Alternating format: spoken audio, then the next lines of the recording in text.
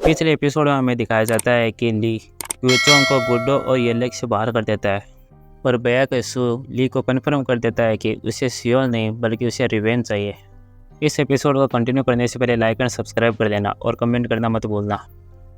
Episode की starting में हमें ली का हाउस दिखाया जाता है जहाँ पर बहुत सारे ग्योरोंग के मेंबर होते हैं। अब वहाँ पर एक गाड़ी आती है और उसमें से पुलिस चीफ निकलता है और कहता है कि ये क्या है, यहाँ पर कोई भूत घूम रहा है और ग्योरोंग के बंदे यहाँ ली के हाउस में क्या कर रहे हैं। अब मैनेजर जेंग को दिखाता है जहाँ पर वो ड्रिंक ले रहे होते हैं और वहाँ पर एक बंदा आकर बोलता है कि पुलिस चीफ आ गए, उनका क्या करना है। तब मैनेजर जेंग बोलते हैं कि उसको अंदर भेज दो। अब पुलिस चीफ बोलता है कि ये क्या हो रहा है, पुलिस चीफ यहाँ आ गई, हमें क्या करना चाहिए, ऐसा बोलना चाहिए था। क्या तुम्हें पुलिस चीफ एक बिग डील नहीं लगती। अब पुलिस चीफ मैनेजर जेंग के पास वेटर को बोलते हैं कि इन गैंगस्टरों का क्या हुआ है, वे पुलिस को देखकर डर भी नहीं रहे। तब मैनेजर जेंग बोलते हैं कि वो एक सिक्योरिटी फोर्स की तरह है और यहाँ पर आराम से बैठ जाओ। अब पुलिस चीफ एक बंदे को देखकर बोलता है कि एक मिनट रुको, ये कौन है, मैं तो इसे पहली बार देख रहा हूँ। अब हमें दिखाया जाता है कि वो और कोई नहीं रियो होता है।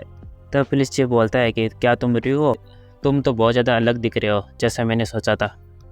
अब पुलिस चीफ बोलता है कि मैं तुम्हारे गुस्से को देख सकता हूँ और तुम्हारे चेहरे पर जो स्कार्स हैं उन्हें भी। अब रियो गुस्से में बोलता है कि यूजुअली मैं ऐसे कमेंट सुनकर तुम्हारे पास आना चाहता हूँ, क्या तुम्हें भी ऐसे स्क्रैच चाहिए। अब पुलिस चीफ अपना चश्मा निकाल कर बोलता है कि मैनेजर जेंग, क्या ये सब कुछ सही है, देखने से लगता है कि हमें कुछ गलत बंदे पकड़े हैं, मैं स्टार्ट करने से पहले कुछ बातों को क्लियर कर देना चाहिए। अब मैनेजर जेंग बोलते हैं कि क्या तुम्हें गैंगस्टर के साथ वर्क नहीं करना। तब पुलिस चीफ बोलते हैं कि हम किसी के साथ ऐसे हाथ कैसे मिला सकते हैं जिसको दाएं और बाएं का पता है नहीं। अब मैनेजर जेंग गुस्से में बोलता है कि तब चले जाओ, मुझे याद है कि मैंने तुझे कुछ बोला था, क्या तुम उसे भूल गए। हमने यहाँ पर ये मीटिंग इसलिए नहीं रखी ताकि हम फ्रेंड्स बना सकें, क्या तुम्हें ये नहीं लगता ये कोई ट्रेडिशन नहीं है फाइट करने का। और हाँ, ये इसके बारे में नहीं है कि हमें ऊपर चढ़ने के लिए किसी के जूते चाटने पड़े। अब मैनेजर जेंग ड्रिंक बनाता है और कहता है कि मैं अब दोबारा से रिपीट नहीं करूँगा, इन फालतू बातों को छोड़ो और एक दूसरे के साथ कोऑपरेट करो। चलो अब बिजनेस के बारे में बात करते हैं। अब तीनों को दिखाया जाता है जहाँ पर मैनेजर जेंग बोलते हैं कि पहले किसे डिस्ट्रॉय करें। अब सीन कट आता है और ली और चोचिनो को दिखाया जाता है जहाँ पर ली डॉगबे को याद करता है। अब पास्ट सीन दिखाया जाता है जहाँ पर ली एक छोटा बच्चा होता है और डॉगबे के ऊपर बैठा होता है और कहता है कि अंकल आप सबसे ओल्डेस्ट हो। तब डॉगबे बोलता है कि मुझे माफ़ करना है लेकिन मैं सबसे यंगेस्ट हूँ। अब ली बोलता है कि आप सबसे बड़े हो। अंकल चोचिनो ने बताया था कि जो सबसे बूढ़ा होता है वह सबसे लंबा होता है, अगर चोचिनो ब्रदर ने बताया होगा तब तो ये सही है। अब ली बोलता है कि मैं आशा करता हूँ कि मैं जल्दी से बड़ा हूँ और आपसे भी लंबा हो जाऊँ। अब दूसरा गुड मेंबर आकर बोलता है कि अगर आप बड़े हो गए तो आप इसकी तरह थक जाओगे। अब डॉग भी उसे देखकर बोलता है कि ब्रदर गुड मॉर्निंग। अब ली बोलता है कि इतनी बड़ी बातें कहाँ से आ रहे हो, आप तो डॉग बे से भी छोटे हो। और डॉगबे की तरफ देखकर बोलता है कि आपको तो बॉस होना चाहिए, बॉस हाइट के द्वारा चुने जाते हैं। अब दूसरा मेंबर हंसते हुए बोलता है कि हाँ डॉगबे गुड ब्रदर। अब डॉगबे घबरा जाता है और कहता है कि यंग मास्टर आप क्या बोल रहे हो। अब ली हंसता हुआ दिखाता है। अब सीन कट होता है और प्रचंड का सीन दिखाया जाता है। अब ली बोलता है कि मुझे ये सब क्यों याद आ रहा है और एंड में मैं उनके जैसा लंबा भी नहीं हो पाया। आपको जिंदा होना चाहिए था जब तक मैं आपसे बड़ा न हो जाता। अब ली को रोते हुए दिखाया जाता है, मैंने आपको बोला था कि मैं आपसे लंबा होऊंगा लेकिन आप इतने छोटे कैसे बन गए। अब सीन कट होता है और बाहर का सीन दिखाया जाता है जहाँ पर यीशु खड़ा होकर सिगरेट पी रहा होता है। तभी वहाँ पर ली और चोचिनो आ जाते हैं। चोचिनो देखकर बोलता है कि आप यहाँ पर आ गए डायरेक्टर बैकयोंग। तब बैकसू बोलता है कि मैं अंदर जाने की सोच रहा था लेकिन मुझे सही टाइम नहीं लगा, मुझे खुद पर बहुत ज़्यादा शर्मिंदगी हो रही है, मुझे वहाँ पर थोड़ा और जल्दी पूछना चाहिए था। तब चोचिनो बोलते हैं कि इससे कुछ भी फर्क नहीं पड़ता, डायरेक्टर पे आ गया हूँ। अब ली अपना सर झुकाकर बोलता है कि थैंक यू टेसन, और हम ये लोग आपके बहुत ज़्यादा बड़े कर्जदार हैं, प्लीज़ आप इस बात पर अपने आप को शर्मिंदा मत होने देना। आपने जो हमारे लिए किया वो उसके सामने एक स्मॉल सेक्रीफाइस है। अब ली और चोचिनो दोनों इसे झुककर बोलते हैं कि thank you once again Tyson.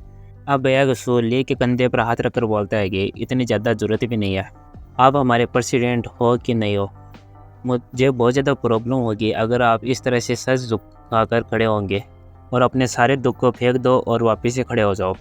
और मुझे यकीन है कि मिस्टर डॉग भाई भी यही चाहते होंगे। अब ली बोलता है कि हाँ, वो मुझसे यही चाहते हैं। अब भैया के बोरिस को बाहर निकालते हुए बोलता है कि ये बंदा आपके साथ हर टाइम रहेगा क्योंकि आपकी सेफ्टी फर्स्ट प्रायोरिटी है। क्या ये गुड्डोज के लिए फिट नहीं है? अब सीन कट होता है और गेरों का होटल दिखाई देता है जहाँ पर रियो अपने स्क्रैच को याद करके बोलता है कि हम टेसन को ऐसे कैसे जाने दे सकते हैं। अब मैनेजर जेंग बोलते हैं कि हाँ, अगर हम ग्योरंग टेसन को मार भी देंगे तो क्या हमारे राइवल्स सिर्फ वेट कर ये तमाशा देखेंगे? अगर तुम टेसन पर अब हमला करोगे तो किसी कोई बंदा तुम्हारे पीछे आकर तुम पर हमला कर देगा। अगर एचएसएस ने अपना मुंह नहीं जला तो क्या टैंक वैक का क्या हुआ? क्या तुम उन्हें हैंडल कर सकते हो? और हाँ, उनकी तरफ एक बंदा है जिसे अभी तक कोई भी छूट नहीं पाया। अब प्रीस चीफ बोलता है कि अगर ऐसा हो सकता है कि ग्योरंग और टैनक्वेंग एक जगह साथ करके काम करें, मुझे लगता है कि इसके बारे में पहले हमें बात कर लेनी चाहिए। अब रियो को गुस्से में दिखाया जाता है जहाँ पर वो अपने मन में सोच रहा था कि ये अपना दिमाग खो चुका है।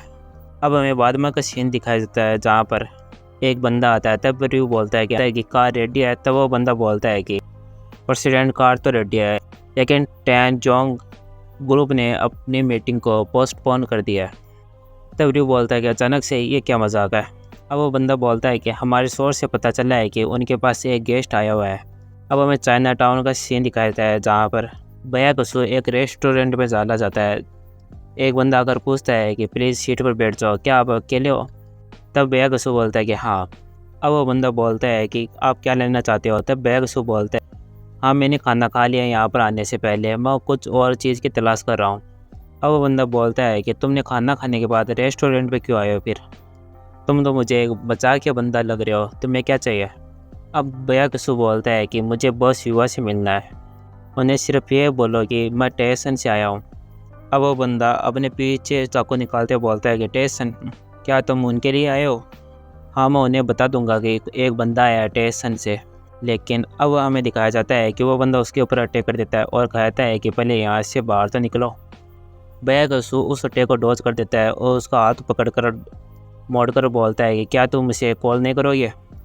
मैं यहाँ पर फाइट करने नहीं आया हूँ, मैं यहाँ पर अकेला ही आया हूँ, लेकिन तुम तो इतने सारे बंदों को जमा करके रखे हो। अब हमें दिखाया जाता है कि वहाँ पर बहुत सारे गैंगस्टर होते हैं और उनमें से एक गैंगस्टर भैया कसु पर हमला कर देता है और बोलता है कि इस बात को तो बंद करो। और अब हमें दिखाया जाता है कि भैया कसु एक टेबल्स पर किक मारता है जिससे उस टेबल से लगकर उस बंदे का बैलेंस बिगड़ जाता है और भैया कसु उसका सर पकड़कर नीचे ज़मीन पर गाड़ देता है। अब हमें सभी बंदों को दिखाया जाता है जो ये सब कुछ देखकर बहुत ज़्यादा गुस्से में आ जाते हैं और अपना चाकू बाहर निकालते हुए उसे गाली देने लगते हैं। अब वहाँ पर एक लेडी आती है और कहती है कि यहाँ से हट जाओ, और वह लेडी भैया कसु पर हमला कर देती है। और भैया कसु उसकी स्पीड को देखकर बोलता है कि ये बहुत ज़्यादा फास्ट है। अब हमें दिखाया जाता है कि वो लेडी बहुत ज़्यादा स्किल होती है, पर चाकू के अटैक को बीच से मोड़कर वो दोबारा से अटैक कर देती है। अब भैया कसु सोचता है कि इसने ब्लेड के स्विंग करने के बीच में ही अपने ट्रेजेक्टरी को चेंज कर लिया। अब भैया कसु बोलता है कि क्या हम पहले मिले हुए हैं अनटचेबल? अब वो लेडी बोलते हैं कि मैं तुम्हारे जीभ को काट दूंगी अगर तुम साइलेंट नहीं हो। अगर ये एपिसोड आपको अच्छा लगे तो लाइक और सब्सक्राइब कर लेना और कमेंट करना मत भूलना।